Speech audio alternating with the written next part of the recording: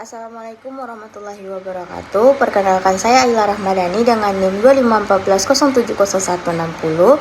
Nah, di sini saya akan menjelaskan materi saya, yaitu yang berjudul atau tentang dinasti atau berdirinya dinasti Syafawiyah.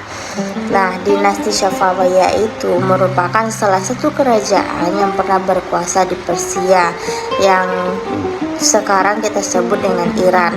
Nah, dinasti Syafawiyah sangat berperan penting dalam sejarah Islam karena menjadikan Syiah sebagai mazhab resmi negara.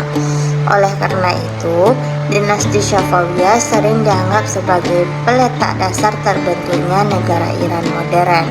Awal mulanya, dinasti Syafawiyah itu berasal dari sebuah gerakan tarekat yang berkembang di kota Ardabil, wilayah Azerbaijan.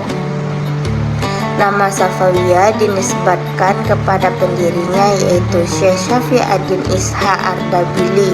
Menurut beberapa riwayat, ia merupakan keturunan dari Musa al-Kazim, imam ketujuh dari tradisi Syiah.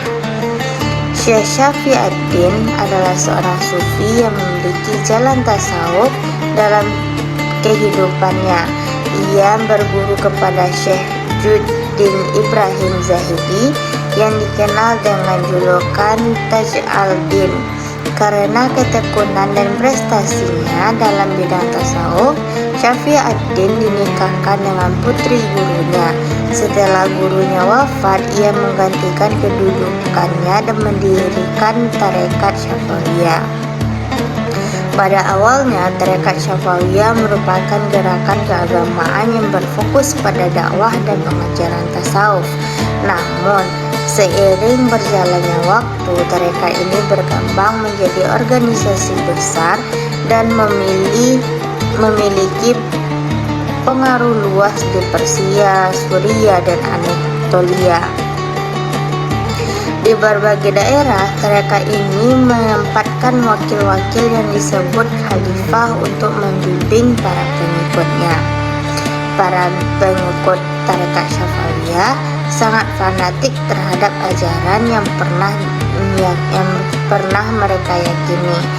Dukungan masyarakat yang semakin besar membuat gerakan ini berubah menjadi gerakan spiritual, menjadi gerakan politik dan militer. Perubahan tersebut terlihat pada masa kepemimpinan Junaid, salah satu keturunan Syafi'uddin. Junaid tidak hanya mengembangkan kegiatan keagamaan, tetapi juga berusaha memperluas kekuatan politik. Usahanya mendapatkan perlawanan dari dua konversi suku, yaitu suku Turki yang kuat, yaitu Karakoyunlu dan Akikoyunlu. Akibat konflik tersebut, Junaid mengalami kekalahan dan harus mengasingkan diri. Dalam pengasingannya, ia memperoleh perlindungan dari Uzun Hasan, pemimpin Akikoyunlu.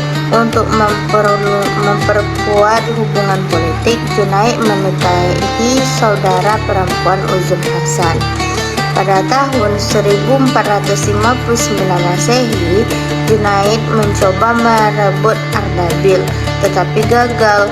Kemudian pada tahun 1460 Masehi, ia memimpin pasukan menyerang wilayah Shirwan. Namun pasukannya dikalahkan dan Junaid tewas dalam pertempuran tersebut. Kepemimpinan tarekat Syafawiyah kemudian diteruskan oleh putranya, yaitu Haidar. Setelah dewasa, Haidar menikahi putri Uzun Hasan. Dari pernikahan tersebut lahirlah Ismail I yang kelak menjadi pendiri dinasti Syafawiyah di Persia. 1514 Masehi, dalam perang Kaldiran dekat Tabriz. Dalam pertempuran tersebut, pasukan Syafawiyah mengalami kekalahan dari Turki Utsmani. Setelah wafatnya Ismail I, konflik antara dinasti Syafawiyah dan Turki Utsmani terus berlanjut pada masa pemerintahan Tahmasp I, Ismail II, dan Muhammad kuda banda. Pada masa ketiga penguasa tersebut, dinasti Safawiyah sering dilanda pertengkaran antar kelompok di dalam negeri sehingga kekuatannya melemah. Kebangkitan dinasti Safawiyah terjadi ketika Abbas I atau Syah Abbas Agung naik tahta pada tahun 1558 Masehi. Ia memerintah hingga tahun 1629 Masehi dan berhasil memulihkan stabilitas kerajaan, memperkuat militer dan mengembangkan perdagangan serta menjadikan Safawiyah sebagai puncak kejayaan. Namun kejayaan tersebut tidak mampu dipertahankan oleh para penerusnya. Banyak sultan yang lemah dan tidak cakap dalam pemerintahan sehingga muncul berbagai pemberontakan dan konflik internal. Akhirnya dinasti Safawiyah mengalami kemunduran dan runtuh pada tahun 1736 Masehi.